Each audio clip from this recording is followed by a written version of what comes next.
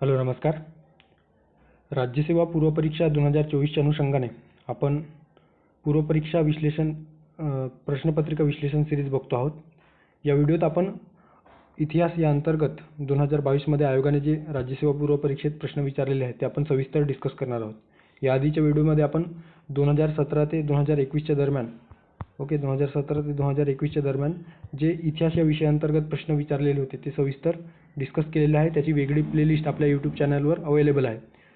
याआधी आपण अर्थशास्त्र, भूगोल आणि राज्य किंवा पॉलिटी या संदर्भात जे प्रश्न विचारलेले होते ते देखील आपण 2018 ते 2023च्या दरम्यान यावर्षी विचारलेले प्रश्न सविस्तर डिस्कस केलेले आहे. ओके, सो या लेक्चरमध्ये आपण 2022 या वर्षी जे प्रश्न विचारलेले आहेत इतिहास अंतर्गत ते बघूयात.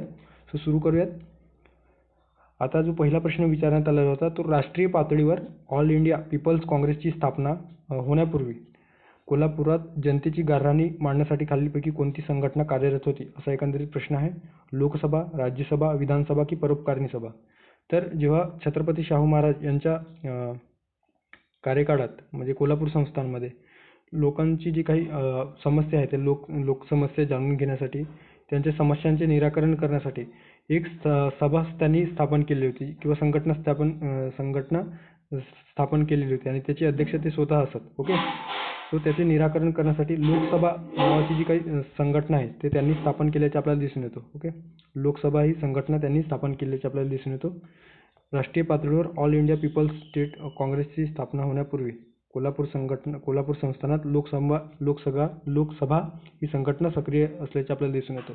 ओके, सो पुढे जाऊयात. आता या ठिकाणी आपल्याला पुढीलपैकी विजोड व्यक्ती ओळखा अशा पद्धतीचा प्रश्न आहे.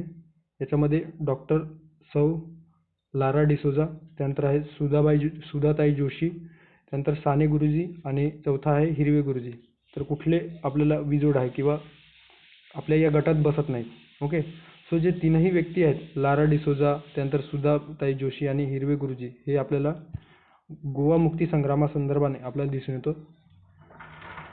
ओके, सो गोवा मुक्ती संग्रामासंदर्भाने जे तीनही व्यक्ती आहेत ते आपल्याला त्या गोवा मुक्तीच्या संदर्भाने जे काही चळवळ आहे त्याच्यामध्ये या तीनही व्यक्तींचा समावेश होताना दिसून येतो. मात्र जे काही साने गुरुजी आहेत ते साने गुरुजी हे साहित्य क्षेत्रात आणि विशेषतः जे काही संयुक्त महाराष्ट्र चळवळ आहे त्याच्यामध्ये यांचा जो काही सहभाग आहे तो आपल्याला दिसून येतो.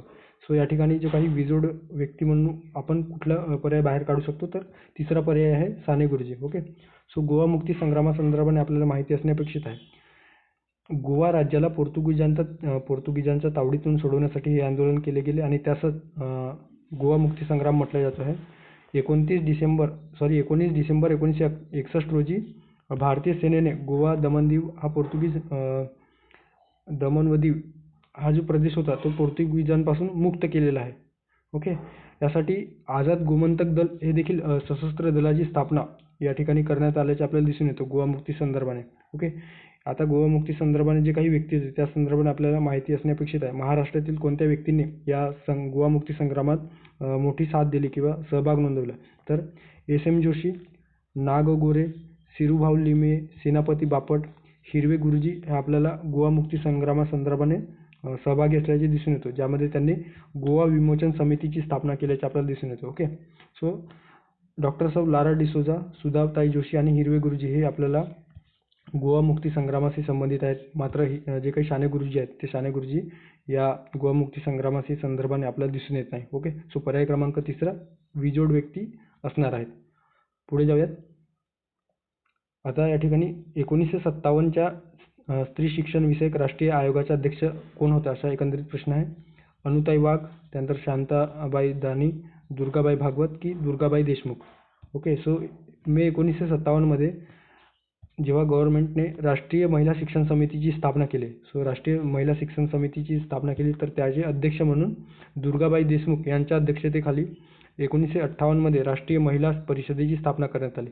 आणि ही जी काही परिषद होती किंवा ही जी काही आयोग होता, ओके, राष्ट्रीय विषयक स्त्री शिक्षण विषयक राष्ट्रीय आयोग, सो या आयोगाचे जे काही कार्य होते ते भारतातील महिलांची स्थिती सुधारण्यासाठी काम करणारी म्हणून उदयास आलेली होती आणि महिलांचे शिक्षण आहे, सामाजिक आर्थिक सक्षमीकरण आहे या उद्देशांवर या स्त्री शिक्षण विषयक समितीने भर दिल्याचे आपल्याला दिसून येतं. ओके, सो याचे अध्यक्ष होते दुर्गाबाई देशमुख. आता या ठिकाणी दुर्गाबाई देशमुख संदर्भाने एक विधान लक्षात ठेवा. त्यांनी आंध्र महिला सभेची स्थापना केल्याचे आपल्याला दिसून येते. ओके. स्त्रीमुक्तीच्या लोककार्यकर्ता त्यांनी 1937 मध्ये आंध्र महिला सभेची स्थापना केल्याचे आपल्याला दिसून येतो. ओके. पुढे जाऊयात. डॉक्टर बाबासाहेब आंबेडकरांच्या पश्चात त्यांचे कोणते अनुयायी काँग्रेसचे सभासद झाले, अशा पद्धतीने एक प्रश्न या ठिकाणी विचारण्यात आलेला आहे. So R.D. भंडारे, राजाभाऊ भोळे, दादासाहेब रुपवते की बापूसाहेब राजाभोज. ओके. आता अशा पद्धतीचा जो प्रश्न आहे तो आपल्याला सहसा आपल्या याच्या जे आपण सध्या म्हणजे जे काही संदर्भ ग्रंथ अभ्यासतो त्याच्यामध्ये सहसा दिसून येत नाही. जर आपल्याला त्याविषयी माहिती असला तरच आपण ते क्वेश्चन अटेम्प्ट करायला पाहिजे. अन्यथा एखादा प्रश्न जरी आपण स्किप केलेला असला, किमान 1-2 प्रश्न जरी आपले स्किप केलेले तरी काही हरकत नाही. मात्र जर आपल्याला माहीत असेल कन्फर्म तरच अटेम्प्ट करायचा, अदरवाईज तुम्ही स्किप करू शकता. ओके. सो या ठिकाणी काँग्रेसचे जे सदस्य होते तर काँग्रेसच्या सदस्यांमध्ये जे काही बहुजन पक्षाचे जे किंवा डॉक्टर बाबासाहेब आंबेडकरांच्या नंतर जे काही भारतीय रिपब्लिकन पक्षाचे जे काही सदस्य दिसून येतात त्याच्यामध्ये दादासाहेब रुपवते हे अनुसूचित जाती संघाचे आणि भारतीय रिपब्लिकन पक्षाचे सदस्य आणि ते नंतर भारतीय राष्ट्रीय काँग्रेसचे सदस्य होते. ओके. सो दादासाहेब रुपवते हे काँग्रेसचे अनुयायी किंवा सदस्य झाल्याचे आपल्याला दिसून येतो. त्यानंतर आहे रामजी भोळे, हे देखील भारतीय राजकारणी होते आणि आंबेडकरांचे अनुयायी होते. ते देखील राष्ट्रीय काँग्रेसचे सदस्य झाले होते. ओके. सो राजारामभाऊ भोळे हे देखील झालेले होते. त्यानंतर आहे राजा भोज. सो राजा भोज हे त्यांचे आंबेडकरांचे अनुयायी नव्हते, तरी ते काँग्रेस पक्षाचे सदस्य झाले होते. ओके. सो बापूसाहेब राजाभोज हे काँग्रेस पक्षाचे सदस्य होते, मात्र ते डॉक्टर बाबासाहेब आंबेडकरांचे अनुयायी नव्हते. ओके. त्यामुळे डी जे विधान आहे ते डी विधान जे आपण डी पर्याय ठिकाणी दिलेलं आहे ते चुकीचे असणार आहे. ओके. सो डी चुकीचे असणार आहे. त्यामुळे तीनही जे पर्याय आहेत फक्त पर्याय क्रमांक 2 योग्य असणार आहे. आणि R.D. भंडारे हे भारतीय राष्ट्रीय काँग्रेस पक्षाचे सभासद होते, तसेच ते लोकसभेवर 2दा निवडून गेलेले होते आणि ते डॉक्टर बाबासाहेब आंबेडकरांचे अनुयायी देखील होते. ओके. सो पर्याय क्रमांक 2 योग्य असणार आहे. पुढे जाऊयात. आता मुंबईमध्ये खालीलपैकी कोणत्या 2 ठिकाणी ब्रिटिशांच्या काळात मिठाच्या पेठा होत्या, अशा पद्धतीचे प्रश्न आहे. सो अतिशय फॅक्च्युअल आहे. याविषयी जर तुम्हाला माहिती असेल, तुम्ही आधी अभ्यासलेलं असाल तर ते तुमच्या लक्षात येईल. अदरवाईज शक्यतो जर माझा पर्सनल व्ह्यू असेल तर मी हा प्रश्न स्किप केलेला योग्य, जर मला माहिती नसेल त्याविषयी कुठलाही लॉजिक बसत नसेल तर. ओके. सो मुंबईत छत्रपती शिवाजी महाराजांपासून ते इंग्रजांपर्यंत जी काही मिठागरासाठी ती मुंबई ओळखली जायची. वडाळा ते माहुल, त्यानंतर आहे कांजूर मार्गे ते विक्रोळी, गोरेगाव ते भाईंदर, या शहरांमध्ये हे मिठागरे आपल्याला पसरल्याचे आपल्याला दिसून येतं. ओके. विशेषतः तिथे जो काही भेंडी बाजार आहे तर भेंडी बाजार व वडाळा हे जे काही ठिकाण आहे ते मुंबईमध्ये मिठागारासाठी प्रसिद्ध होते. ओके. त्यामुळे पर्याय क्रमांक 2 भेंडी बाजार व वडाळा हे योग्य पर्याय असणार आहे. ओके. सो भेंडी बाजार आणि वडाळा हे 2 जे काही ठिकाण आहे ते मुंबईमध्ये प्रसिद्ध असल्याचे आपल्याला दिसून येतो. ओके. सो पुढच्या प्रश्नाकडे जाऊया. आता या ठिकाणी सुरत येथे मानव धर्म सभा आणि मुंबईत परमहंस मंडळी कोणी स्थापन केली, अशा पद्धतीचा प्रश्न आहे. आता आपल्याला माहितीच असेल की या ठिकाणी 2 ऑप्शन कन्फ्युजन आहे. एक आहे आत्माराम पांडुरंग तरखडकर आणि दादोबा पांडुरंग तरखडकर. ओके. प्रार्थना समाज आणि जे काही मानव धर्म सभा, त्यानंतर परमहंस मंडळी आणि ज्ञानप्रसारक सभा संदर्भात आपल्याला आयोग फ्रिक्वेंट क्वेश्चन विचारतो. सो याच्यामध्ये 2 ऑप्शनमध्ये आपली गल्लत होण्याची शक्यता असते. सो या ठिकाणी राघव भांडारकर हे तर संबंधित नाही आणि एक कृत्र तेलंग हे देखील कृष्ण तेलंग हे देखील आपल्याला संबंधित दिसून येत नाही. सो या ठिकाणी मानव धर्म सभा आणि परमहंस मंडळ हे कोणी स्थापन केल्याचे दिसून येतं तर दादोबा पांडुरंग तरखडकर. सो हे दादोबा पांडुरंग तरखडकर यांनी मानव धर्म सभा जे 1844 मध्ये स्थापन झाले. त्यानंतर आहे परमहंस सभा जे 1849 मध्ये स्थापन केल्याचे दिसून येतं आणि त्याचप्रमाणे ज्ञानप्रसारक सभा हे देखील 1848 मध्ये त्यांनी स्थापन केले. मात्र जे काही प्रार्थना समाज आहे, प्रार्थना समाजाची स्थापना आत्माराम पांडुरंग तरखडकर यांच्या अध्यक्षतेखाली झाली. तर या प्रार्थना समाजामध्ये संस्थापक सदस्य म्हणून दादोबा पांडुरंग तरखडकरांचा सहभाग आहे, मात्र अध्यक्षतेखाली कोणाच्या तर आत्माराम पांडुरंग तरखडकर यांच्या अध्यक्षतेखाली झाले. त्यामुळे हे 2 स्टेटमेंट आहेत ते लक्षात ठेवायचं कायमच. ओके. सो 1822 मध्ये जे काही दादोबा पांडुरंग तरखडकर आहे यांनी बॉम्बे नेटिव्ह एज्युकेशन सोसायटीच्या शाळेत इंग्रजी विषयाला किंवा इंग्रजी शिकू लागलेले होते आणि त्या विषयामध्ये पारंगत होऊन सोबतच मराठी विषय त्यांचा आवडीचा विषय होता आणि एकंदरीतच 1836 मध्ये मराठी व्याकरण त्यांनी लिहिल्याचे दिसून येतं आणि एकंदरीतच आपण त्यांना मराठी भाषेचे पाणिनी देखील आपण म्हणत असतो. ओके. त्यांनी लघु व्याकरण 1850 केकावली हा यशोदा पांडुरंगीवर जो काही ग्रंथ होता त्याच्यावर टीकेश त्यांनी लिहिल्याचे आपल्याला दिसून येतो.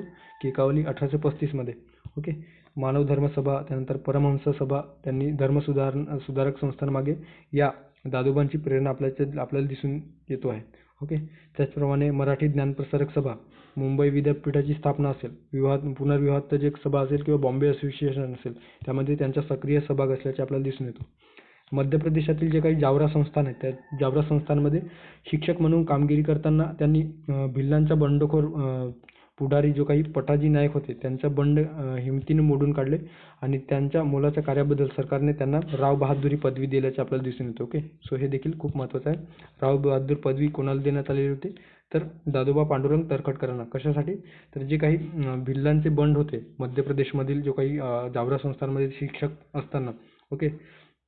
त्यानंतर त्यांची नियुक्ती वेगळ्या पदावर झालेली होती, सेक्रेटरी वगैरे काहीतरी ते आहे. तर त्याच्यावर त्यांच्याकडे जो काही भिल्लांचा बंडखोर झालेला होता त्यावेळेस त्यांनी ते बंड मोडून काढलेले होते आणि त्या अनुषंगाने त्यांना राव बहादूर ही पदवी ब्रिटिशांद्वारे देण्यात आलेली होती. ओके.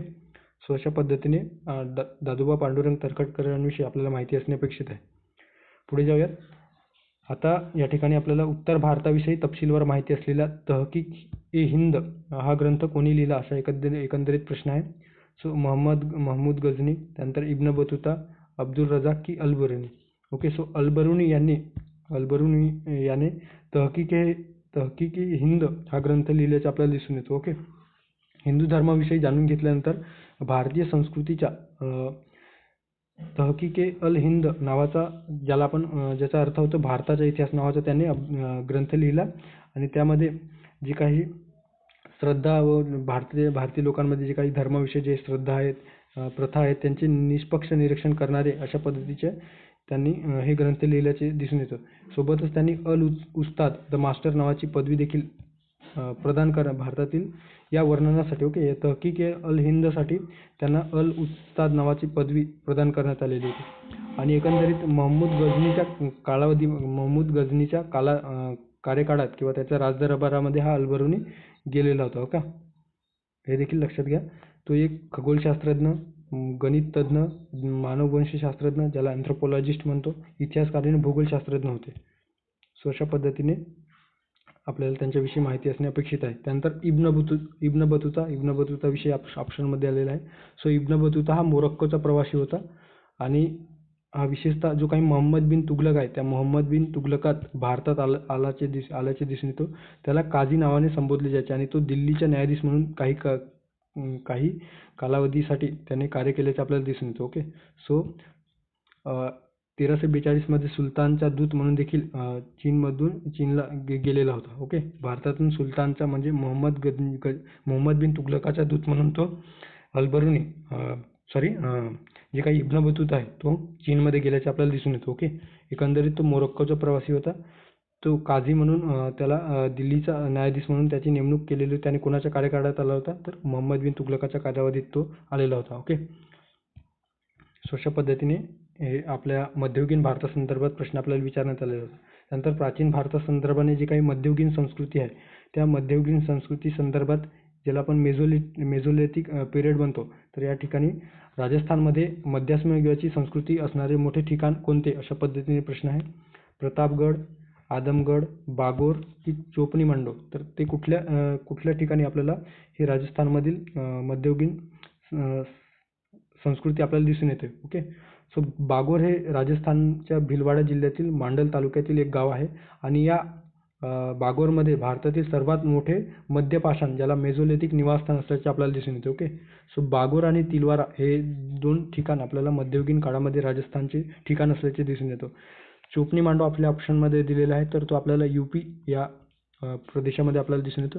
यूपी संदर्भाने आहे. त्यानंतर डमडमा नावाचा जो काही स्थान आहे तर ते देखील या मध्ययुगीन काळामधील किंवा मध्यात्म युगातील ठिकाण आपल्याला दिसून येतो. महाराष्ट्रामध्ये पाटणे. ओके. पाटणे. त्यानंतर आहे हातखांबे म्हणून जो ठिकाण होते तर या ठिकाणांमध्ये ते दिसून येते. ओके. मध्य प्रदेशातील भीमबेटका, पंचमरी आणि जो काही आदमगड आहेत. आदमगड हे मध्य प्रदेशातील या ठिकाणी आपल्याला मध्यस्मयुगीन संस्कृतीचे जे काही अवशेष आहेत ते आपल्याला दिसून येतो. ओके. अशा पद्धतीने बागोर हे राजस्थानमधील ठिकाण, या ठिकाणी आपल्याला मध्यस्मयुगाची संस्कृती असल्याचे दिसून येते. ओके.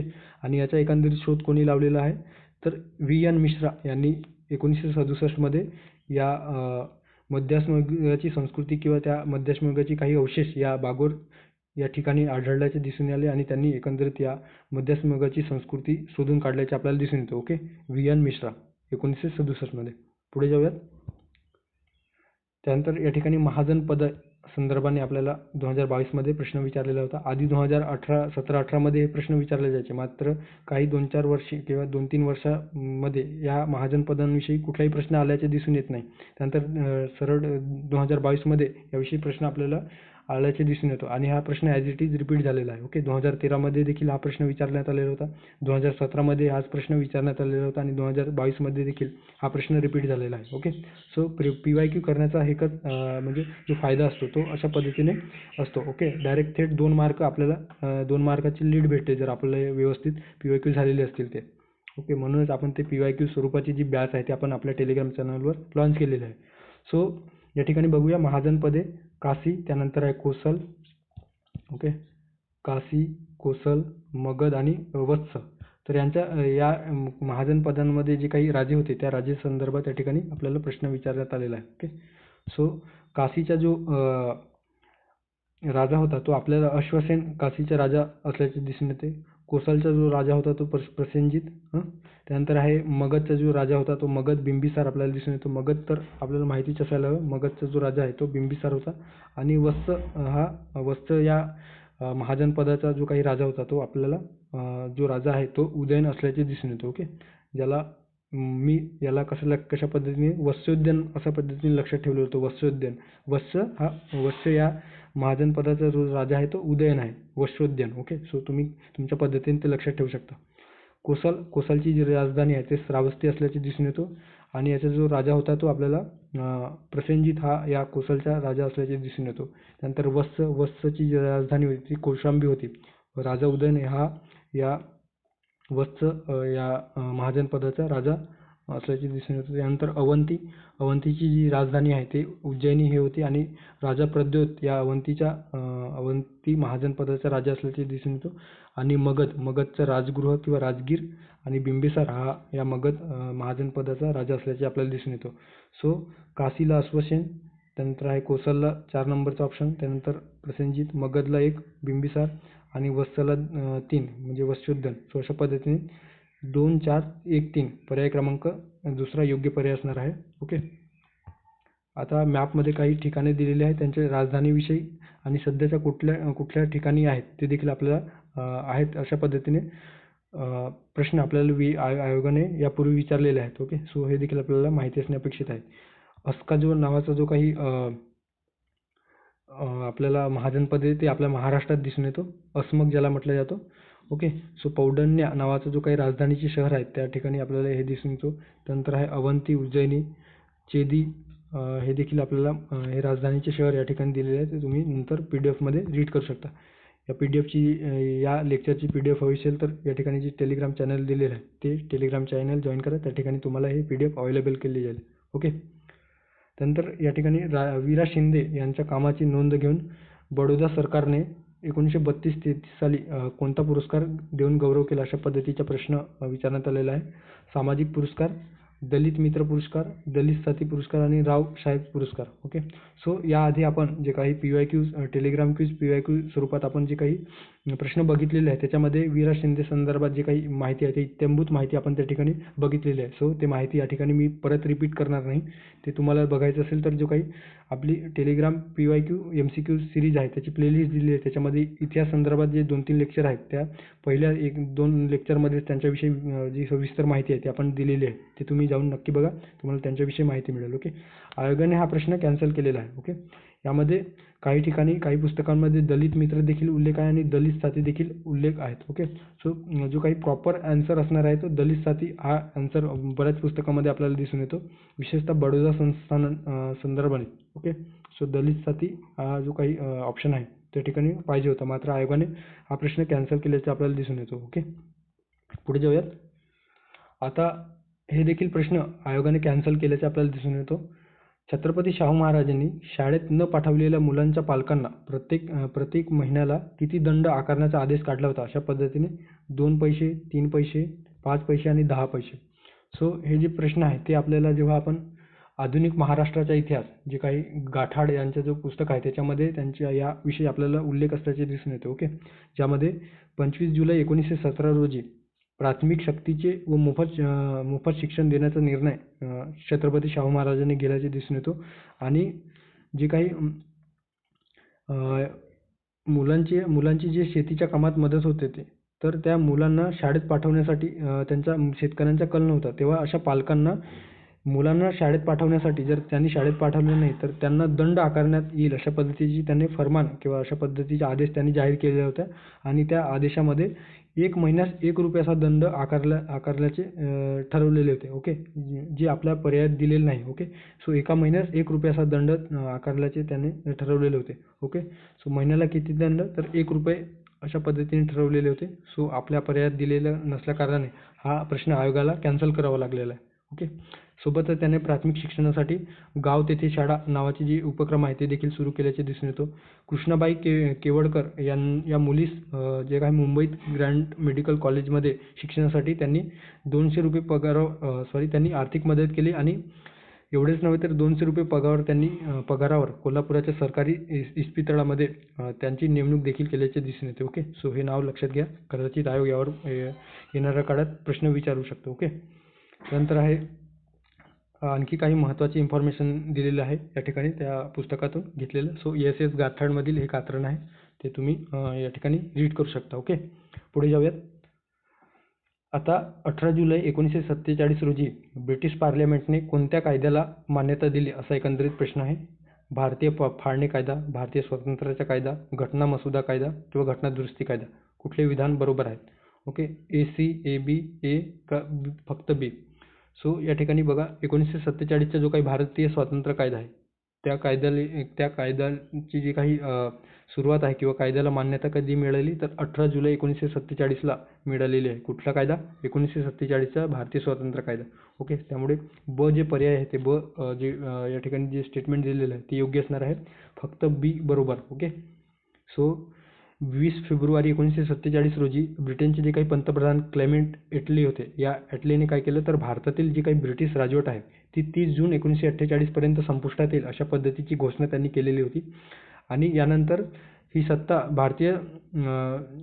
जबाबदार भारतीयांच्या हाती हस्तांतरित केली जाईल. या घोषणेनंतर काय झालं तर मुस्लिम लीगने देशाच्या फाळणीसाठी मोठ्या प्रमाणात आंदोलन केल्याचे आपल्याला दिसून येतो. ओके, आणि 3 जून 1947 मध्ये या रोजी ब्रिटिश सरकारने असे स्पष्ट केले की भारतीय संविधान सभेने तयार केलेले कोणतेही संविधान देशाच्या त्या भागांना लागू होऊ शकत नाही जे ते स्वीकारण्यास तयार नव्हते. ओके, म्हणजे एखादा संस्था जर त्याला वाटत असेल की ते स्वतंत्र राहू शकतात तर ते राहू शकतात. अशा पद्धतीने तुकड्यांमध्ये या ब्रिटिशांनी या कायदा किंवा या पद्धतीने त्यांनी भारतीय स्वातंत्र्याचा जो काही भारतीय जे काही प्रदेश आहे त्याचे विभाजन केल्याचे आपल्याला दिसून येते. ओके, सो भारत पाकिस्तान तर वेगळं झालेलंच होतं, मात्र काही संस्थाने देखील त्यांना संस्थानांना आपल्या पद्धतीने स्वतंत्र राहण्याचा अधिकार त्या ब्रिटिशांनी दिलेला होता. मात्र काही जे आपले भारतीय नेते म्हणजे पॉलिटिकल त्यावेळेस लीडर होते तर त्या लीडरच्या याच्यामध्ये आपल्याला दिसून येतं की सरदार वल्लभभाई पटेल असतील, पंडित नेहरू असतील यांच्या या जे काही धाडसी निर्णयामुळे ते जे काही संस्थाने आहेत ते संस्थाने आपण आपल्या याच्यामध्ये विलीन करण्यास ते सहमत झालेले होते. आणि जे काही भूप्रदेश आहे भारतीय भूप्रदेशामध्ये ते सामील झाल्याचे आपल्याला दिसून येतो. फक्त जे काही हैदराबादमधील जो निजामचा संस्थान होता ते, त्यानंतर आहे जम्मू काश्मीरमधले जो राजा हरी सिंग होता त्या राजा हरी सिंगने देखील जे ॲक्सेसमेंट ऑफ जे काही इन्स्ट्रुमेंट आहे जे तर त्याच्यामध्ये करार पद्धतीने ते देखील सामील झाल्याचे दिसून येतो. आणि जुनागड जो संस्थान होता त्यांनी त्यावेळेस भारतीय संस्थानामध्ये किंवा भारतीय प्रदेशामध्ये विलीन होण्यास सुरुवातीला असहमती दर्शवली होती. मात्र जे काही भारतीय नेत्यांच्या म्हणजे भारतीय नेत्यांच्या विचाराने ते परत ते आपल्या भारतीय संस्थानामध्ये सामील होण्यासाठी सहमत झाल्याचे दिसून येते. ओके, सो 3 जून 1947 रोजी लॉर्ड माउंटबॅटन यांनी फाळणीची घोषणा किंवा योजना मांडल्याचे दिसून येतो. आणि या योजनेनुसार 18 जुलै 1947 रोजी भारतीय स्वातंत्र्याचा कायदा करण्यात आला आणि त्यानुसार या कायद्यानुसार या भारताचे दोन देशात विभाजन झाले, एक पाकिस्तान आणि भारत. ओके, सो या ठिकाणी भारतीय स्वातंत्र्याचा कायदा योग्य पर्याय असणार आहे. पुढे जाऊयात. आता भारतात चंद्रशेखर आझाद, भगतसिंग यासारख्या क्रांतिकारकांनी हिंदुस्थान सोशलिस्ट रिपब्लिकन नावाची असोसिएशन, ज्याला आपण SHRA Hindustan socialist Republican association नावाची जी संस्था आहे ती संघटना कुठे स्थापन केली, अशा पद्धतीने प्रश्न विचारण्यात आलेला आहे. आयोगाने 2020 मध्ये देखील यावर प्रश्न विचारण्यात आलेला होता. सो 2022 मध्ये देखील हे प्रश्न रिपीट केलेला आहे. ओके, मुंबई, नागपूर, कोलकाता की दिल्ली. सो या ठिकाणी तुम्ही बघू शकता जे काही सुरुवातीला HRA म्हणून हिंदुस्थान रिपब्लिकन असोसिएशन अशा पद्धतीने नाव या असोसिएशनचे होते, जे क्रांतिकारी चळवळ होती, जे रामप्रसाद बिस्मिल यांनी 1923 रोजी अलाहाबाद, UP मधील अलाहाबाद, लखनौ जवळचा जो प्रदेश आहे त्या ठिकाणी ही संस्था स्थापन केल्याचे आपल्याला दिसून येतो. ओके, लाला हरदयाळ आणि रामप्रसाद बिस्मिल यांच्या अध्यक्षतेखाली ही संस्था स्थापन केल्याचे दिसून येतो. ओके, लखनौ या ठिकाणी, अलाहाबाद नाही तर लखनौ या ठिकाणी संस्था स्थापन केल्याचे आपल्याला दिसून येते. ओके, सचिंद्रनाथ सन्याल आणि जे काही जोगेशचंद्र चॅटर्जी होते ते याचे अध्यक्ष होते. ओके, सोबतच जे काही अशफाक उल्ला खान, त्यानंतर आहे जोगेशचंद्र चॅटर्जी, आपले जे चंद्रशेखर आझाद हे देखील याचे सदस्य झाल्याचे आपल्याला दिसून येतो. आणि यांचा जो महत्त्वाचा जो काही घटना आहे तो यांनी 1924 मध्ये काकोरी कट घडवून आणल्याचे दिसून येतो. ओके, द रिव्होल्युशनरी नावाचा जाहीरनामा पुरावा या ठिकाणी त्यांचं जे काही हे हिंदुस्थान सोशलिस्ट रिपब्लिकन जे स्थापन झाले होते तर द रिव्होल्युशनरी नावाचा जाहीरनामा पुरावा देखील त्यांनी जाहीरनामा काढलेला होता. ओके, 1928 मध्ये दिल्ली या ठिकाणी या पक्षाचे नाव बदलून हिंदुस्थान रिपब्लिकन सोशलिस्ट असोसिएशन असे करण्यात आले, जे आपल्याला प्रश्नात विचारण्यात आलेलं आहे. हिंदुस्थान सोशलिस्ट रिपब्लिकन असोसिएशन नावाची संस्था दिल्ली या ठिकाणी स्थापन झाल्याचे आपल्याला दिसून येतो. ओके, यामध्ये विशेषतः भगतसिंग यांच्या नेतृत्वाखाली ही संस्था परत उभी झालेली होती आणि यांनी सेंट्रल असेंब्लीमध्ये 8 एप्रिल 1929 रोजी बॉम्ब हल्ला घडवून आणले होते, ज्यामध्ये भगतसिंग आणि बटुकेश्वर दत्त हे दोन कार्यकर्ते किंवा दोन जे क्रांतिकारी जे युवक आहेत त्यांनी बॉम्ब हल्ला दिल्लीतील जे काही केंद्रीय विधानसभा होते त्यामध्ये घडवून आणल्याचे दिसून येतो. ओके, सो पर्याय क्रमांक D, Delhi, D for Delhi योग्य असणार आहे, पर्याय क्रमांक 4. ओके, पुढे जाऊयात. 1757च्या प्लासीच्या लढाईनंतर इंग्रजांनी मीर जाफरला कोणत्या प्रांताचा नवाब म्हणून नियुक्त केले होते, अशा पद्धतीचा प्रश्न आहे. मद्रास, बंगाल, बिहार की ओडिशा. ओके, आता प्लासीची लढाई आपल्याला माहिती असणे अपेक्षित आहे. प्लासीची लढाईचे जे काही लढाई होण्याचे जे काही कारण आहे ते कारण देखील आपल्याला थोडक्यात त्याचे जे काही पार्श्वभूमी आहे ते देखील आपल्याला माहिती असणे अपेक्षित आहे. सो जेव्हा बंगालचा जो काही नवाब होता कोण, सिराजउद्दौला. सो या सिराजउद्दौलाचा जो जवळीकता जी काही होती ते फ्रेंचांना जास्त तो जवळचा वाटत होता किंवा फ्रेंचांना तो आपल्या जवळ किंवा फ्रेंचांना वेगवेगळे जे काही सवलती आहे व्यापारासंदर्भात. मात्र इंग्रजांनी ज्यावेळेस फ्रेंचांचा जो अँग्लो-म्हैसूर वार वगैरे झालेला होता त्यामध्ये फ्रेंचांचा जो पराभव केल्याचे आपल्याला दिसून येतो. सो त्यानंतर जो काही सिराजउद्दौला होता तर सिराजउद्दौलाला या इंग्रजांविषयी प्रचंड चीड होती. ओके, सो याने काय केलं तर जे काही ब्लॅक होल ट्रॅजेडी नावाची जी काही घटना आहे, ओके, काल कोठडीची घटना ज्याला म्हटलं जातो. सो या ट्रॅजेडीमध्ये जवळपास 146 इंग्रजांनी त्यांनी दाबून एका छोट्या रूममध्ये दाबून ठेवलेले होते आणि त्यामध्ये त्या 146 इंग्रज जे कर्मचारी होते त्यांच्या त्या ठिकाणी ते ऑक्सिजन न मिळाल्याने आणि त्या छोट्याशा रूममध्ये दाबून ठेवल्याने त्यांचा त्या ठिकाणी मृत्यू झाल्याचे आपल्याला दिसून येतं. आणि त्याचा बदला घेण्यासाठी या रॉबर्ट क्लाईव्हच्या नेतृत्वाखाली त्याने ठरवलं होतं की मद्रासहून आपण या बंगालमध्ये जो काही नवाब आहे सिराजउद्दौला, त्या सिराजउद्दौलाचा काटा काढायचा आणि म्हणून त्याने आपली फौज घेऊन इंग्रजी फौज घेऊन तो या बंगालवर आक्रमण करण्यासाठी निघालेला होता. ओके, मात्र जे काही फितूर होते या जे बंगालच्या नवाब सिराजुद्दौलाच्या पार्टीमध्ये होते. तर ते किंवा याच्या बाजूने जे लढण्यासाठी सक्षम होते, ज्यामध्ये सेनापती मीर जाफर होता, त्यानंतर राय दुर्लभ होता, त्यानंतर जगत सेठ आणि ओमीचंद. ओमीचंद हा व्यापारी होता बंगालमधील आणि जगत सेठ हा बँकर होता.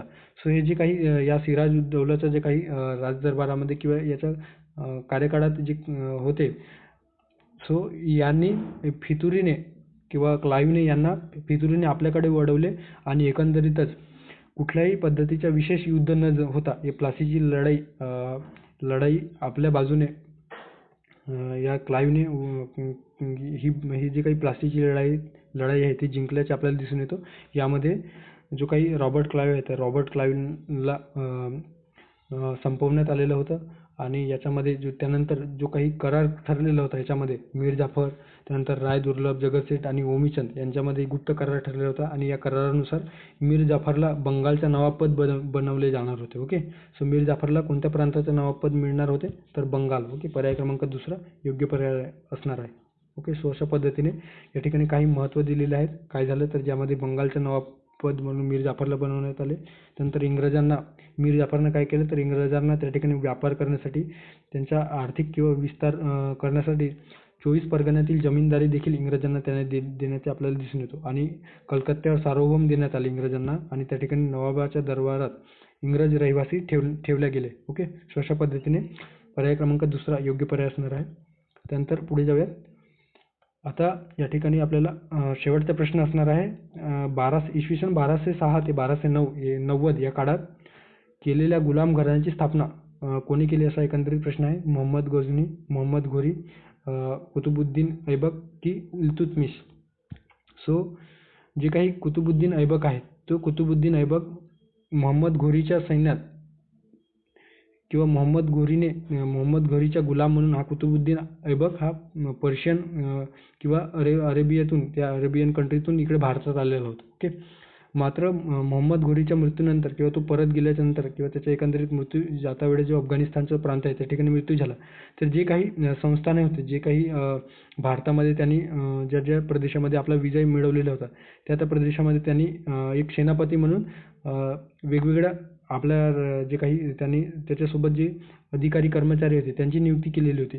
त्याच पद्धतीने आग्रा आणि दिल्लीसाठी या कुतुबुद्दीन ऐबकची नियुक्ती त्याने केलेली होती आणि त्याच्या मृत्यूनंतर याने स्वतःला राजा घोषित केले आणि कुतुबुद्दीन ऐबकने गुलाम घराण्याची संस्था, गुलाम वंशाची स्थापना केल्याचे दिसून येते. ओके, उत्तर भारताचे पहिले स्वतंत्र मुस्लिम शासक म्हणून या कुतुबुद्दीन ऐबककडे बघितले जातो आहे. ओके, सो याविषयी या ठिकाणी इत्थंभूत माहिती दिलेली आहे जी आपल्या परीक्षेच्या दृष्टीने महत्त्वाची आहे. ओके, ज्यामध्ये त्याची जी काही समाधी आहे ते लाहोरच्या अनारकली बाजारात, म्हणजे याचा जो काय म्हणू शकतो मकबरा आहे तो आपल्याला लाहोरच्या या ठिकाणी अनारकली बाजारात सध्याच्या पाकिस्तानमध्ये दिसून येतो.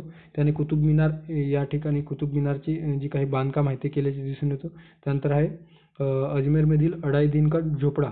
ओके, सो अजमेर या ठिकाणी अढाई दिन का झोपडा देखील त्याने बांधल्याचे आपल्याला दिसून येतो. ओके, बांधकामाची सुरुवात कुतुब मिनारमधील जो बांधकाम आहे त्याची सुरुवात या कुतुबुद्दीन ऐबकने केल्याचे आपल्याला दिसून येतो. ओके, सो अशा पद्धतीने कुतुबुद्दीन ऐबक याने गुलाम वंशाची स्थापना किंवा गुलाम घराण्याची स्थापना केल्याचे आपल्याला दिसून येतो. पर्याय क्रमांक म्हणजे सी जे आहे ते फक्त सी योग्य असणार आहे. पर्याय क्रमांक 4.